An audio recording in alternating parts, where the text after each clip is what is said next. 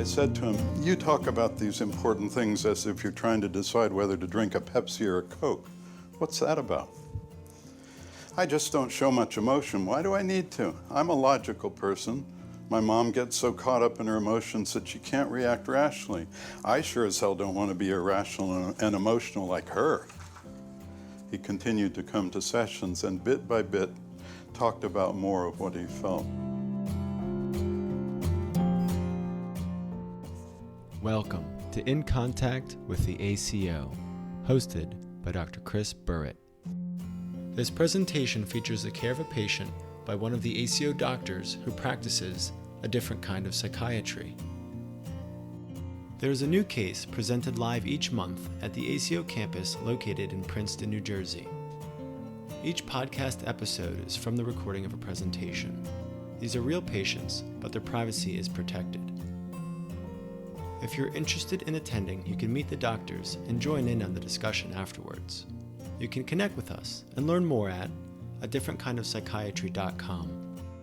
In this episode, Dr. Peter Crist discusses the care of a 16-year-old student who struggled to face his feelings and who had difficulty with school and his relationship with his mother.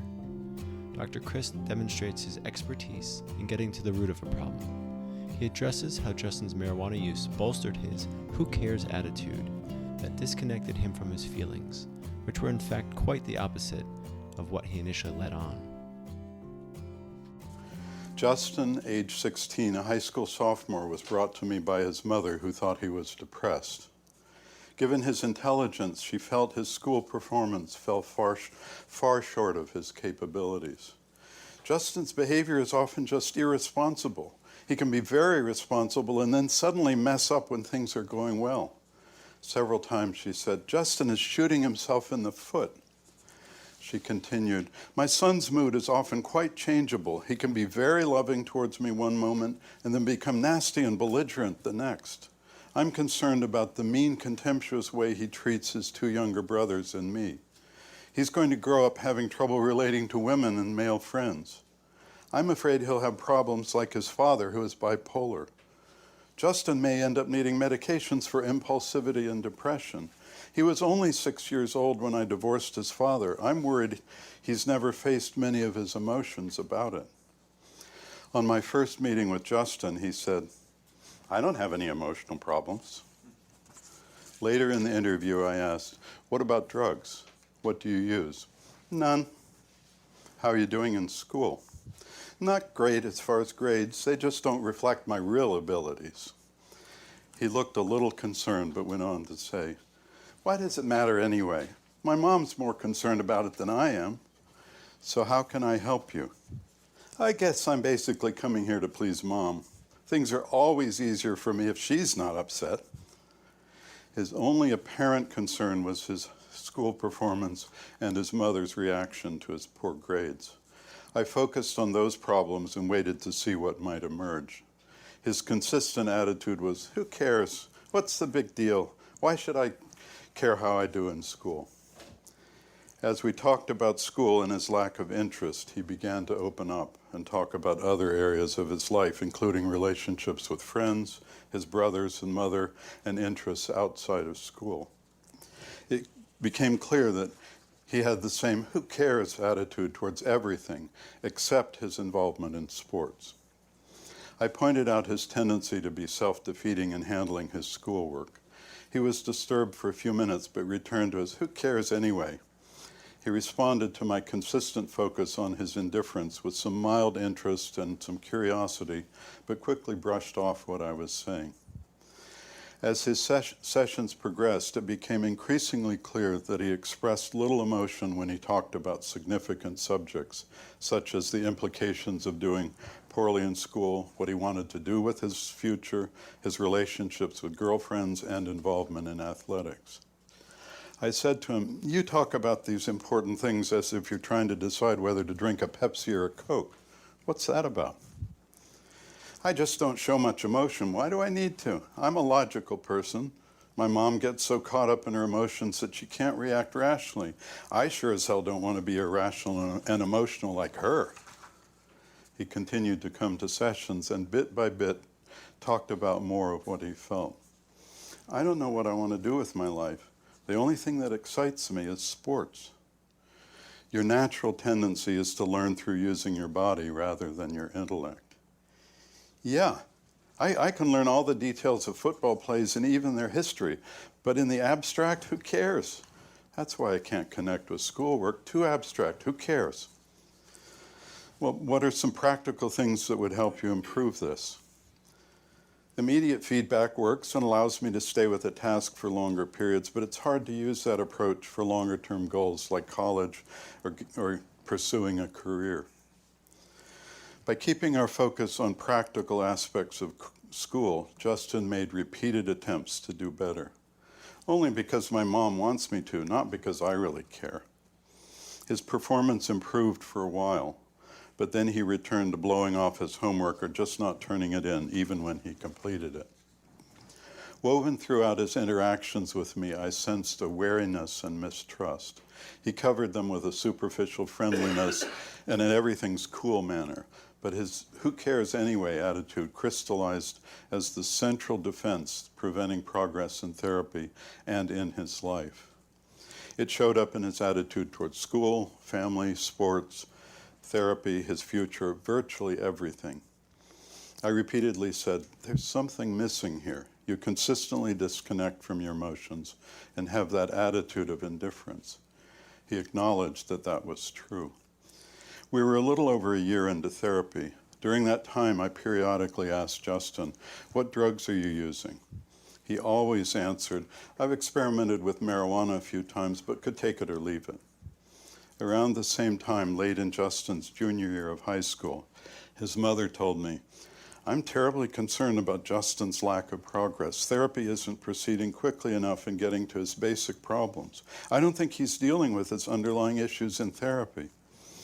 What would you like to see me do? I'm concerned he's manifesting many of his father's traits of irresponsibility and just not caring. Sometimes when he's especially upset, he tells me about deep feelings of vulnerability and fear of ending up like his father. He also feels sad at not having his father around growing up and regret for making things difficult for me. I want to be sure he tells you these same things. You're his therapist. I said, he has trouble trusting, so it will take time. He emotionally reveals so much to me that it's hard to understand or even believe he has problems trusting. It's true, he didn't reveal that much to anyone but her. I told her, Justin and I need to work through his mistrust, however frustratingly slow the progress appears to be. Pushing him to open up faster than he is ready will likely drive him away from therapy entirely. He gets his back up when pushed. I know, I understand, I've seen it so often. When he's pushed, he'll do things his own way, even if it's self-defeating. It became clear that out of her own anxiety, Justin's mother was overly involved and entangled in her son's life. I said, try to back off and let me handle the process of therapy. She looked relieved. Despite my concerns and his outward apparent indifference, I think Justin is really motivated about therapy. In fact, he had begun to come see me on his own rather than relying on her to drive him. Over the next few months, Justin developed more trust in me and became more involved in his sessions. I feel relief just talking about deep, important things. I can't do that with anyone else. I'm fascinated about how the mind works. It's great to be able to talk about it without having to worry I'll be laughed at by my friends or dismissed by my mom because I should be getting homework done instead. We stayed on that topic for a number of sessions. He said, most people just deal with superficial things that don't really matter. I said, I think underneath your who cares anyway attitude, you actually care a lot more than you know what to do with. It's right that you're interested in and care about things that are important. It's also healthy that you feel who cares about the superficialities and inanities of life around you, including much of what is taught in school. Justin's eyes lit up. Yeah, a lot of it is ridiculous. I nodded. The problem is that you often throw the baby out with the bathwater and use your attitude of indifference to avoid facing your feelings of anxiety, disappointment, or frustration. He gave me a serious look. I'd clearly struck a chord in him. I felt we'd made deeper contact. I continued to address his lack of emotional expression, lack of feeling, and the who cares attitude. These interventions succeeded for a short while, but then he lost interest and backslid. I continued to have suspicions that Justin was using drugs. Each time I asked about it, he acknowledged past experimentation but denied any use in recent months.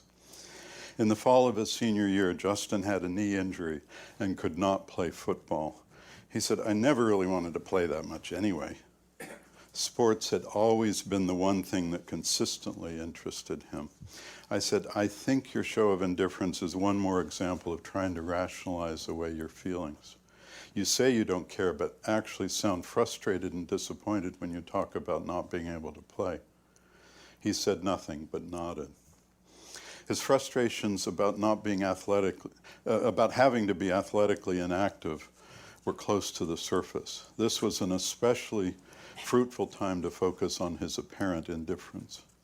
After a few sessions, he gave up acting like he didn't care and became actively and intensively involved in his post-operative rehabilitation. "I'm going to prove I can recover faster than the doctors predicted." By constantly pointing out his indifference, his lack of emotions, and his cool facade, I was addressing Justin's defense of emotional contactlessness. As he became more aware of these attitudes, it became harder for him to use them reflexively, and he felt increasingly bothered that he didn't care about anything. But his reactions came and went without apparent pattern or logical reason.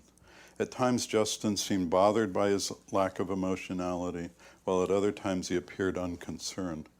"I don't need feelings because I can handle everything with logic and reason." Underlying feelings of sadness and anxiety surfaced during the sessions in which he was bothered by his indifference, an indication that he actually cared a great deal. About a year and a half and 28 sessions into therapy, Justin left drug paraphernalia at home where his mother found it. He had several friends over to the house who she had been told by reliable friends of Justin's that were known to use drugs. His actions made it clear to her that he was using. She confronted him. He admitted to marijuana and other drug use, but said it was mostly in the past. She called and informed me of what she had learned. At his next session, Justin said, "My mom told me she talked to you about what she found." "Yes, but I'd like to hear it from you." He looked uneasy but said, "I've used marijuana for many years. I've also experimented with all kinds of drugs, uppers, downers, ecstasy, and mushrooms." He looked down. "I've also gotten drunk a number of times just for the kicks." I nodded to encourage him to say more. He hesitated but said, "In recent months, I've only smoked marijuana. I don't really need it or use it much, only socially and recreationally." On detailed questioning, he admitted to an increase in marijuana use in the previous few months, typically several times a week, and he did not see this as very much. I told him, "A major problem with marijuana is that it puts the user out of touch with the very things he or she needs to feel in order to know that the drug is a problem." He seemed to take that in and continued, "The issue isn't He seemed to take that in, and I continued. "The issue isn't how much you use, but the reason you use it." He listened and nodded. "Just try to be aware of what you're feeling before you use it, and then pay attention to the effect it has on you." At the next session, he reported, "I smoked marijuana only once since we last met. There wasn't any particular reason I used it except to be part of the group. Remember a while ago we talked about how I often can't understand what someone else has experienced, or I can't convey to them my own experiences?" I nodded. He continued, "But when you're with someone else who's stoned, you know they understand your experience and you understand theirs. At that point, we're having the same experience. I guess that makes sense. The effect of a drug is pretty much a physiological thing that will be the same with everyone and not so uncertain as other experiences in life. When I'm using it, I feel like I can connect with people without confusion. I like marijuana because I feel mellow and relaxed. When I'm under its influence, problems just don't seem to be such a big deal." The effect of marijuana reinforces your own who cares attitude. The fluctuations in his ability to make contact and whether his indifference disturbed him, which had apparently had no reason or pattern, now made sense. They were determined by his drug use. Justin insisted, "I'm not hooked, though." I smiled. "I think you're more hooked than you think." He shot me a look. "I can take it or leave it." "If that's the case, then show me you can stay off it for at least 24 hours before each session." I thought I might connect to Justin's competitive nature and love of a challenge. Peer pressure is a factor in the initiation and continuation of adolescent drug use. Frequently takes the form of direct pressure from friends to take the drug. With Justin, however, it manifested much more subtly. He maintained an attitude of independence and adamantly denied that what others wanted him to do was a factor in his decision to use drugs. He had a strong desire for social contact, but was quite shy and sensitive. The pressure to do what the rest of the group was doing came from within Justin, out of his desire to belong to a group. This is an example of what we call substitute contact, an attempt to make contact in the absence of genuine contact. It fends off awareness of the contactlessness and underlying anxieties and fears that come from the intensity of genuine contact.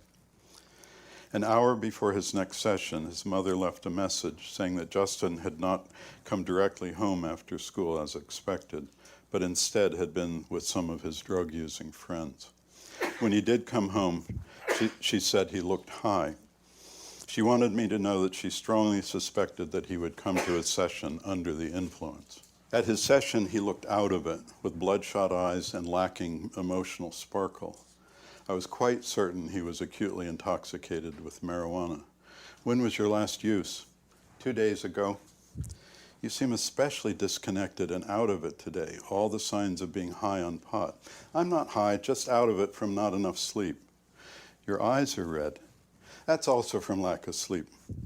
On detailed questioning about his sleep, he said, "I've been having anxious thoughts that keep me awake at night. I did use pot earlier in the week to relax and fall asleep." This was as far as he went in acknowledging his recent marijuana use. It did, however, provide the first undeniable evidence that he was using the drug to handle emotions. That gave me a small chink in his armor of denial about the reasons for his using the drug. In the next session, Justin immediately started before I'd said anything. I have to set something straight. I lied to you last week. It's been bothering me. I'm an honest person, and I don't like that I lied. I came to the last session stoned. I was embarrassed to tell you I hadn't been able to keep my agreement." Clearly, he had also lied to my direct questions about drug use many times in the past, but I saw nothing to be gained by pointing this out. The fact that he was now uncomfortable with lying was the important thing. I took it as a sign that he was making better contact with himself and feeling more. Justin's general contactlessness was the basis for his previous lack of concern about not being truthful. My impression was that his denial was so effective that he was quite unaware of lying and that he truly was not in contact enough to feel that he had lied. This was one of the many small turning points in his being able to get straight in every sense of that expression. After admitting he had lied, he reported, "I haven't used any drugs or alcohol for 3 days. I feel fine without it. I don't even really like the feeling of being on it. I don't really need it." I said in a light, easy tone, "That's easy to say, but I was born in Missouri. You'll have to show me, by not using, for me to believe it. But you do look clearer and seem more present, having been off marijuana for just a few days." He hesitated. "You might have been right that I use pot to avoid feelings. I'm more and more aware that I have a lot of anxiety in many situations. It really troubles me because I can't explain the anxieties. They must be irrational. That's why I have to dismiss them. You need to tolerate your feelings and find more constructive ways to handle anxiety. If you can, you'll also be able to feel more pleasurable excitement." Aware of his desire to be in control, I further reinforced my challenge. "I think your marijuana use has control of you rather than you being in control of it. I don't like that I couldn't keep my commitment. I'm angry with myself about it. I hate to admit it, but I might be more hooked than I thought. It's really upsetting. I don't want to be that out of control.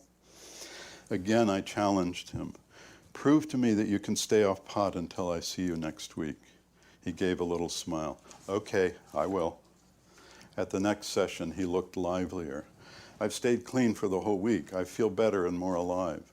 The other day I realized I can think more clearly. I've especially been able to do math better. Over the next several weeks, he admitted to using marijuana several times at parties, but had twice abstained for as long as a week. I still feel better off the drug. I know more clearly than ever I have a problem with it. But my mom is driving me crazy. I feel like it's worse for me now that I've been more honest with her about my drug use. She's watching me like a hawk and on me about everything. I had more freedom before.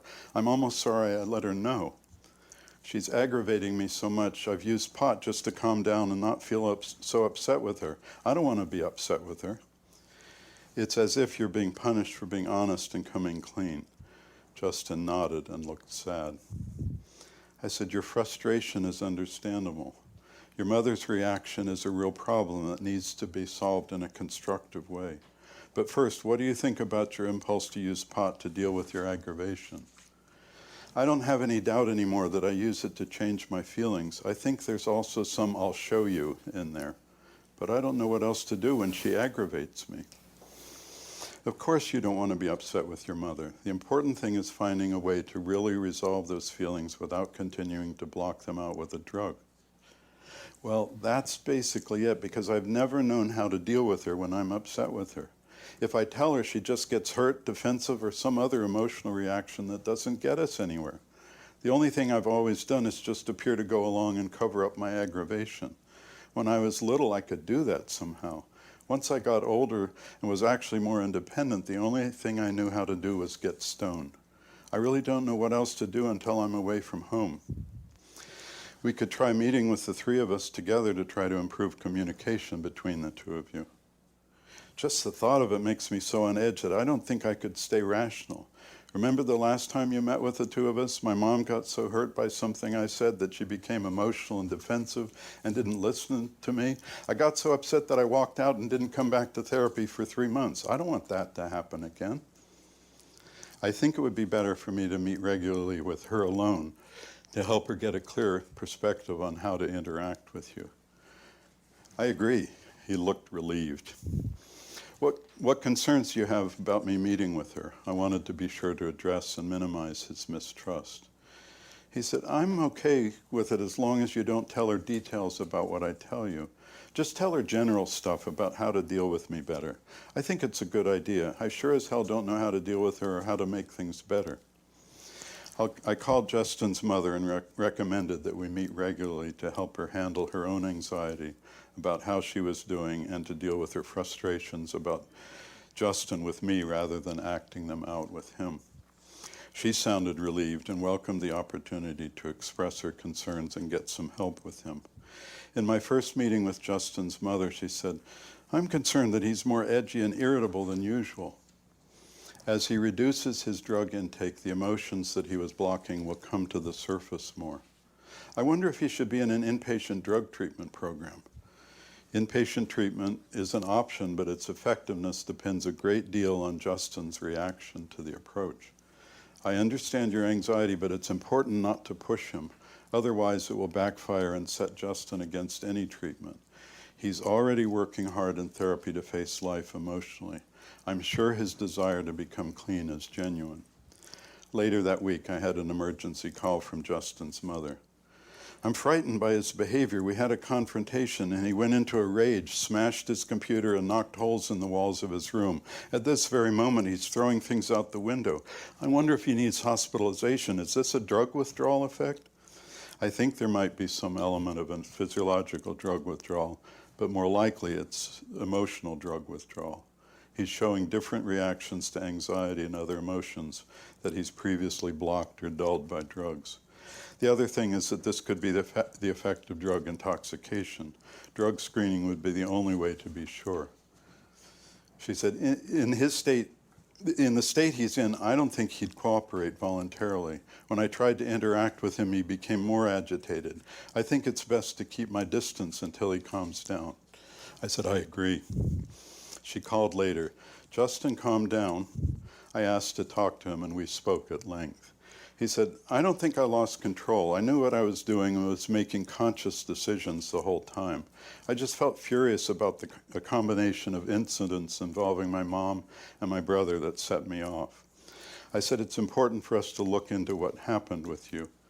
I'm fine at this point and don't want to go anywhere. I just need to be left alone. I'll see you for a session tomorrow." He said, "Okay." The following day, he looked clearer, more rational, more emotionally accessible, and in a more positive mood than I'd ever seen him.